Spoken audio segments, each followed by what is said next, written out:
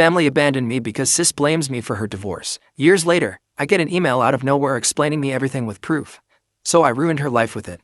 Almost 7 years ago, my family cut me out of their lives and kicked me out of the house. I, 29M, was 22 at the time and wasn't financially stable enough to rent an apartment on my own, and what had happened was so sudden that I'd had no time to prepare myself for it at all, mentally or financially. The reason behind all of this was my sister. My sister, Hannah, 37F, and I have never been close because of the significant age gap between us. She got married to her boyfriend, Pete, 39M, of 3 years when she was 27, and they were married for 3 years. They got divorced 3 years into their marriage because Hannah had accused Pete of having an affair with one of my friends. I've been living with my parents after college since I just started working, and I wanted to save some money before I moved out. My parents were okay with that arrangement as well, but that was only until my sister announced her divorce. She just came back home one day, crying hysterically, and announced that she'd filed for divorce because her husband had been cheating on her for 6 months now. And then, she went on to throw me under the bus for introducing my friend to him. My friend, Emily, 28F, was trying to gain weight, and since Pete was a certified dietitian, he agreed to help her out. I had been the one to introduce her to him, and apparently, she was the one Pete had been cheating on my sister with. I was shocked that this was happening because even though Emily and I weren't close, I knew for a fact that she was a good woman and would never get with a married man. Besides, cheating was so out of character for Pete as well. He was totally smitten with Hannah and only ever had good things to say about her, so I found it incredibly hard to believe that he cheated on her. I had my doubts, but my parents believed her instantly and didn't even question anything in spite of the fact that she never had any proof of him cheating. They just took her word for it, but I'm not going to hold that against them since they would choose their own daughter over their son-in-law, regardless of who was right. What I didn't understand was why they readily kicked me out just because Hannah said so. She just stormed in one day, threw a tantrum, and somehow convinced my parents to throw me out simply because I'd been the one to introduce Emily to Pete. She accused me of ruining her marriage, and my parents agreed with her, for some reason. I was devastated and tried to stop my parents, but they weren't ready to listen to me at all and told me that if I didn't leave then they'd forcefully kick me out. In just one day, I've lost my family and my home and had absolutely no idea where to go. I was literally sobbing out on the sidewalk with all my stuff for an hour or so before I was able to pull myself together and went to a friend's house for the night. I tried contacting them every single day for the next few days but didn't have any luck. My friend was kind enough to let me live at his place until I was able to find an apartment for myself. Unfortunately, my parents had pretty much made up their minds that I was in the wrong here and I was the one responsible for the divorce. My mom and dad had actually told me that they were disgusted by what I'd done before kicking me out, which didn't even make sense because it wasn't as if I'd been the one who Pete cheated with. They'd blocked my number so I couldn't get through to them at all, and when I tried to visit them, my mom threatened to call the cops on me if I didn't leave. So after that, I finally realized that they were serious about this and actually did blame me for whatever had happened. I don't think I had any reason to be surprised since my sister always had been the favorite child. My parents had never really planned for a second child, so I ended up always getting sidelined, and while I didn't care much for it growing up, I didn't know that it would lead to something so huge. Thinking about it now, I guess I should have seen it coming, but honestly, I don't think anyone in my place could have seen something like this coming. Anyway, I even tried to figure out things for myself to make sense of it all for the next couple of weeks since Hannah and my parents had practically cut me off altogether and I had no way to get to them. I couldn't speak to Pete either because he blocked me too, which didn't make any sense to me. I couldn't find him either because both Hannah and Pete had vacated the house they used to live in and had left to live with their respective parents instead. So I had no way to get through to anyone involved, which is why I approached my last resort to get to the truth, Emily. Like I said, Emily and I weren't really close, but I had to do what I had to do, so I just asked to meet her one day and explain the situation to her.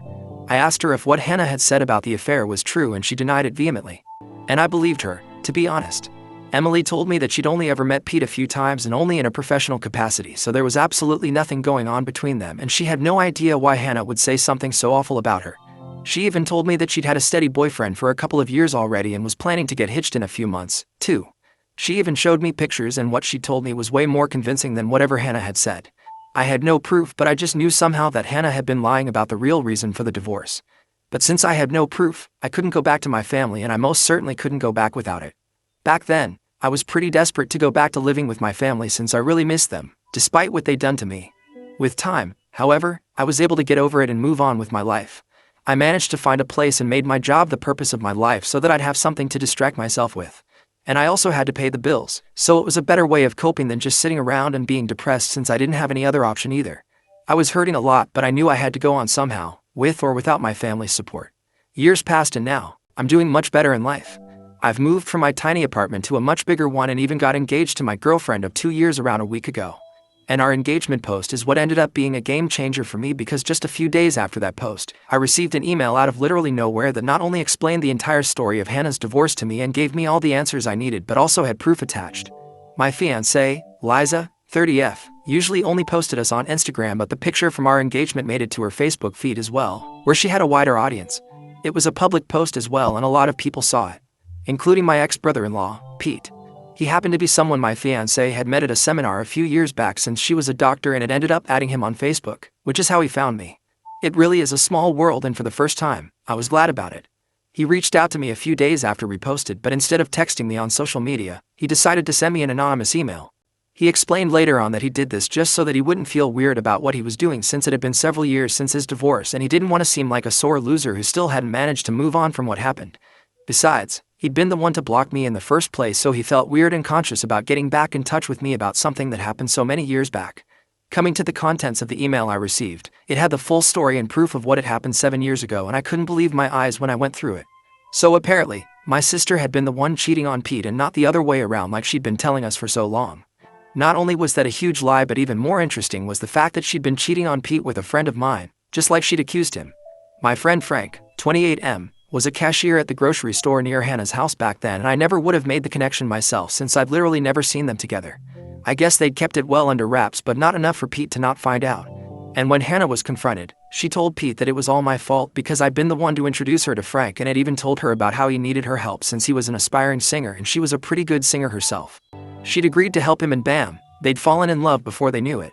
She even said that I was in on IT and had helped them keep things under wraps for so long. Obviously, all of this was a complete lie, and I hadn't even known that Frank and Hannah had something going on.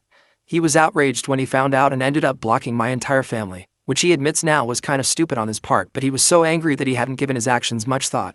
Of course, he told me all of that in person, since the email itself was meant to be as impersonal as possible, as he didn't want it to be traced back to him, but I did figure it out. The proof that he'd attached were a bunch of screenshots of emails between my sister and Frank where they were discussing how easy it is to fool Pete, and were full of confessions of love and plans for where they were going to meet next. There was no way she could deny any of this, because she'd even signed off in the emails with her middle name, which not many people are aware of. I had her dead to rights. I figured out that it must have been Pete who'd sent me this email after I combed through Liza's Facebook friends, because my gut feeling told me that this definitely had something to do with social media, and when I was finally able to find Pete in her list, I got in touch with him. We decided to meet a few days ago, and he told me that he'd found out about what Hannah had told her family from Emily, who'd met him a couple of years back. I told her to keep my side of the story a secret, and I was kicking myself for it when I realized that if I hadn't said that, she probably would have told Pete about it, and I would have been able to prove my innocence ages ago. Anyway, they'd run into each other a couple of years ago, and she'd ended up asking him about the divorce, so they got to talking, and finally, he'd also learned what Hannah had told us. He confessed that he wanted to talk to me about it and tell me the truth, but didn't because he felt weird. I swear, if Pete wasn't so easily embarrassed, my life would have been a lot easier to deal with. I did forgive him though, since I needed his help to absolutely destroy my sister, and I knew he'd be on board with it as well. Hannah had definitely been lying to my parents so she'd have financial support during her divorce, and had even thrown me under the bus for good measure because she'd known that one conversation with Emily and I'd know the truth. I couldn't wrap my head around the fact that someone, especially someone who was related to me by blood, could be this selfish. I'm sure she'd never bothered to set the record straight either, and my parents had just lapped up whatever lies she'd been feeding them during her divorce. She'd known that if the truth about her being the cheater had been revealed to our parents, she would have been in big trouble, and she just couldn't risk that. Well, too bad, but it was finally out now, and I was going to use it to ruin her life just like she'd ruined mine all those years ago. I didn't know if my family lived in the same house since I hadn't visited them for 7 years, but as luck would have it, they hadn't moved. I confirmed with an old neighbor of mine before showing up, and was glad to learn that Hannah was still living with them as well. That wasn't very surprising to me because Hannah always had been a couch potato and hated doing any work herself, so if she had the option of living with her aging parents and making them do all the chores for her, she'd definitely do it. Anyway, 2 days back, Pete and I just showed up without warning at their house. My mom opened the door and we barely even gave her any time to register what was happening before we walked in. My dad and Hannah were also present in the living room, and we were one happy family again, but not for long since their expressions soured just as soon as we entered. My dad began to threaten us immediately and said that he'd call the cops if we didn't get the hell out of his house, and I shot right back, saying that he was free to do whatever he wanted to, but only after he'd read the documents that we were about to show them. My parents looked incredibly confused, but Hannah looked like she was going to barf and excused herself so that she could go to her room. I thought she was trying to escape, but there was no point in doing so anyway. Pete went on to show the divorce documents and the screenshots of Hannah and Frank's emails while I explained the real story. Pete also told my parents how Hannah had to give up our family heirloom, my grandmother's diamond ring, in a settlement because she couldn't afford to pay him the money since she's a high school teacher, so she had to sell the ring instead. My parents were already horrified by what we'd told them, and that was just the cherry on top. We watched the drama unfold as my dad demanded an explanation from Hannah for all that had happened, and when she still tried to lie and cover up the truth despite all the evidence against her, my dad promptly kicked her out. He packed her stuff for her and handed over the bags to her, then told us all to get the hell out of their house. I didn't need to be told twice and left with Pete while my sister begged and pleaded with my parents to let her back in just like I had, all those years ago. This was karma at its best, and I couldn't be happier about it. It's been a couple of days since then, and my sister showed up at my place a few hours ago, demanding that I make things right with my parents immediately. I didn't even know how she found me, but I told her that I didn't owe her anything anymore. She'd ruined my life once, so I repaid her the favor and we were now fair and square. I guess she really had no pride left, because as soon as I said that, she started sobbing and accusing me of being a monster. I didn't care much for her drama, though, and shut the door while she continued to sob relentlessly. I just put my headphones on and listened to music while Liza, my fiancée, worked in her study so neither of us would be disturbed. After a while, Hannah finally left us alone, but she'd left a message with a marker on my door to remind me that I was nothing but a revengeful monster. I don't see anything wrong with what I did, very frankly, and don't feel sorry in the least, but Hannah seems pretty convinced that I'm the villain here, somehow. I just did to her what she'd done to me several years ago, except that I told the truth while she did nothing except lie and throw me under the bus. So what do you guys think? Ida for ruining my sister's life and getting her kicked out 7 years after she accused me of causing her divorce. Update 1. So, Hannah has still been bothering me even though a whole week has passed since she got kicked out. I had to threaten her with the fear of cops when she called me for the 14th time today, and only then did she stop. I don't even know how she managed to find my phone number and address, but I'm least interested in that right now. Hannah's trying to make me feel sympathetic towards her because I guess a school teacher's salary isn't enough for her to live on, but I don't think that's true, and she's just upset that she has to look for a place and pay for her own rent, electricity, and groceries now that our parents have kicked her out, so I don't feel too sorry for her. And in case you guys were wondering, yes, I did block her number several times, but I guess she's making her friends add me to conference calls, so there's no point. As for my parents, they're just as bad, if not worse than Hannah. They found me on Facebook and saw the post about my engagement as well. So now, they want to be part of my life once more and even express their desire to attend my wedding. They haven't apologized yet, but for some reason, they expect me to just invite them to my wedding, which is supposed to be a really important day for me. I don't understand where these people find the guts to say crap like this, but at least I'm not responding to any of it. Liza and I have had a field day reading their texts because there's really just no way they're for real right now. It's all just really sad for them. Update 2. Hannah showed up at my house yet again after I threatened to report her for harassment yesterday. I was about to leave for work, but she stopped me by throwing herself across the hood of my car and refused to budge until I spoke to her. It was pretty exasperating, and I ended up actually calling the police this time. They took her away while she screamed and cried and tried her best to show me as the bad guy here, but unfortunately, nobody was buying her sad girl act here. It took some time to press charges against her, but as soon as I got it done, I left for work because I didn't want to let this little incident ruin my day. I was sure my parents would bail her out anyway since she was their favorite, and I turned out to be right as well. My parents, after bailing her out, sent me a lengthy text about how I was being way too harsh on them for an honest mistake that they'd made almost a decade ago. It was hilarious because nothing about what my sister and parents had put me through was either honest or even a mistake. They knew what they were doing and were definitely aware of how cruel they were, but that didn't stop them from throwing me out onto the street in spite of knowing that I had no other place to go. So now that I can do the same to them, I don't see a reason to be forgiving and kind. I texted my parents back saying that they'd lost any right to tell me what I could and couldn't do 7 years ago, so they'd better stop deluding themselves. I haven't blocked them yet since I haven't had the time to check my messages, but I will, soon. Hopefully, then I'll be rid of this entire family for good. Update 3. I just got back home from work and checked my socials, only to see that my parents had yet again sent me another long message. Liza and I went through it together, and I swear, this was the funniest thing I've ever read. I guess the poor folks don't even know that I'm not even hurt by anything they say or do now. I'm just laughing at how delusional and pathetic they are. Apparently, they still believe that we're family and told me that they've taken Hannah back in with them and have decided that both their kids deserve a second chance, as if I'd ever been in the wrong at all. So while they'd taken my sister back in, they also expected me and Liza to come to their house sometime soon for dinner, and so we could sort out our differences in a civilized manner before the wedding. Bold of them to assume that I'd even want them at my wedding in the first place.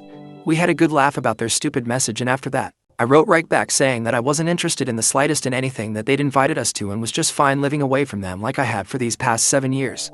They'd shown me that I was better off without them, and I was forever going to be thankful for that. I didn't need them at all anymore, and neither did I want their so-called forgiveness, so they could peacefully continue to play happy family with my sister like they had been so far. With that last text, I blocked them once and for all because I didn't even want the laughs anymore.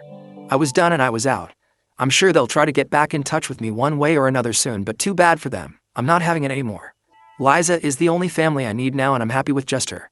My parents and my sister have unfortunately never been able to look beyond themselves, and I highly doubt that they ever will, so the next time they get in touch with me, they'll be speaking to my lawyer as well, and that's a promise.